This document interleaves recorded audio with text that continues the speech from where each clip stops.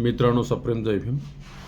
Doctor Babasaheb Ambedkar हे ईश्वराच्या संकल्पनेबद्दल सांगतात की ग्रीसमध्ये ज्याप्रमाणे आदिपिता वा वंशाचा मूळ पुरुष हाच वंशाचा देव समजला जाईल, त्याचप्रमाणे या जमातीही आपल्या आदिपुरुषालाच देव मानत. या प्रथेमुळे या प्राचीन देवासंबंधीच्या